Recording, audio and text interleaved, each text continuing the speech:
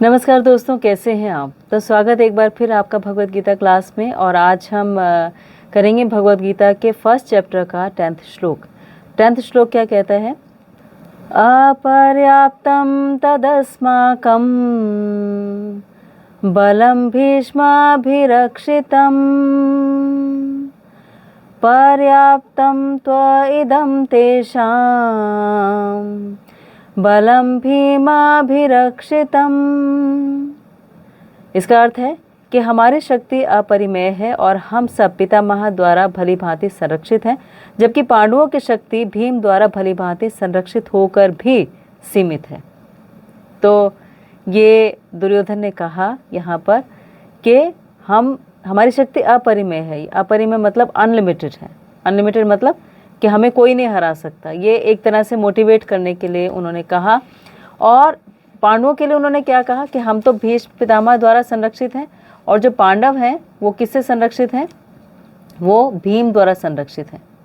तो इस तरह से उन्होंने दोनों सेनाओं का कंपैरिजन ही किया।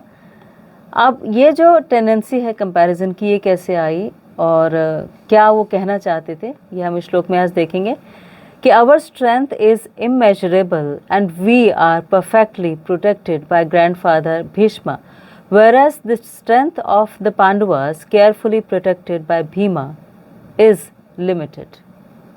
कि उनकी शक्ति सीमित है, हमारी शक्ति असीमित है। हमारे पास भीष्म पितामह है और उनके पास भीम है।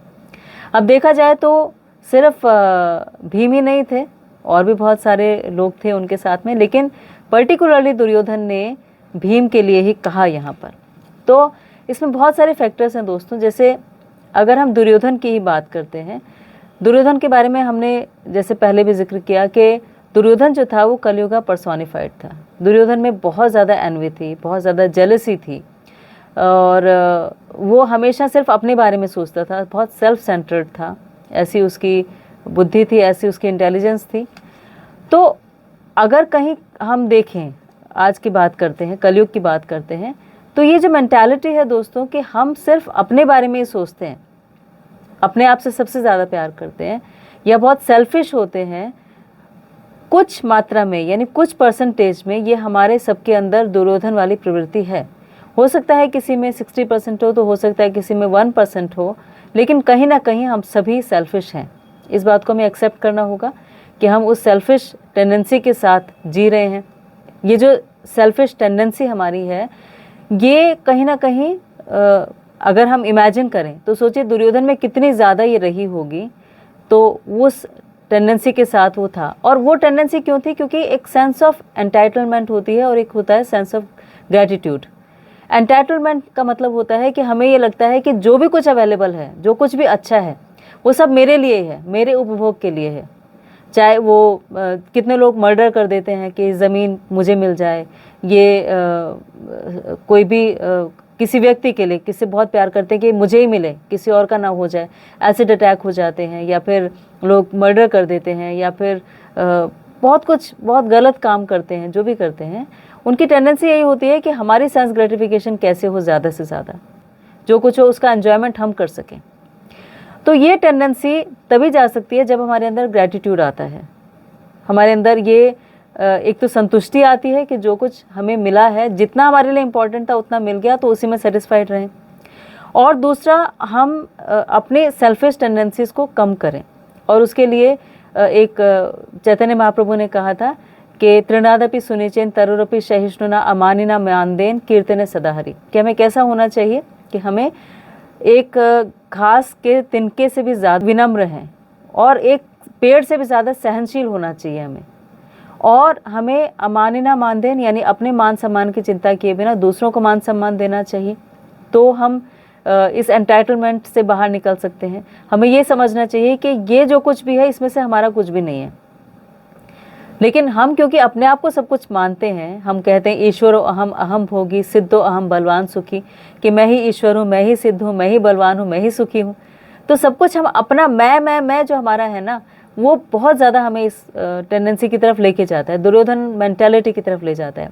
और अगर आप देखें तो ये मेंटालिटी तो हर चीज़ में रिफ्लेक्ट होने लगी। जैसे आय की जो मेंटालिटी है, आई की मेंटालिटी हर चीज़ में ऐसे है कि आज हमारे पास अगर आप कार्स में देखते हैं i10 है, i10, i20, iPad, iPod, iPhone, है ना, सब कुछ आई। तो जो ये आई है वो दुर्योधन है, और जो वी है या जो सबके बारे में सोचना है वो है पांडव मेंटालिटी। और दुर्योधन यहाँ पर स्पेसिफिकली ये बोल रहा है कि भीम द्वारा संरक्षित है। क्यों उसने भीम ही का नाम लिया? क्योंकि दुर्योधन की सबसे ज़्यादा एनवियसनेस जो थी, सबसे ज़्यादा जो टेंडेंसी थी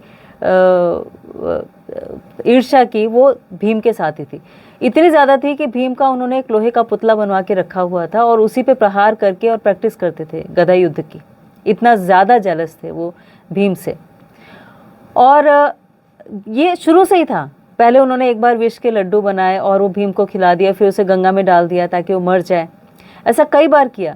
और भीम क्योंकि शक्तिशाली थे तो ऐसे बचपने में वो उनके साथ खेल करते थे, लेकिन ये गुस्सा हो जाते थे, कौरव जो थे गुस्सा हो जाते थे। तो जैसे एक बच्चा अगर एक सांप के साथ खेल रहा है और वो जो सांप है उसकी टेंडेंसी है बाइट करना, काटना, तो वो बच्चा तो सिर्फ इस इंटेंशन से कर रहा है कि वो खेल रहा है, लेकिन सांप की टेंडेंसी ये है कि वो काटने की टेंडेंसी है, तो उसका गुस्सा बढ़ता जाता है। ऐसे ही पांडव जो थे वो इस इंटेंशन से नहीं खेल रहे होते थे या नुकसान पहुंचा रहे होते थे कि इनको बुरा लगे, लेकिन वो तो खेल रहे होते थे, लेकिन कौरव इससे ज़्यादा नाराज़ होते जा रहे थे।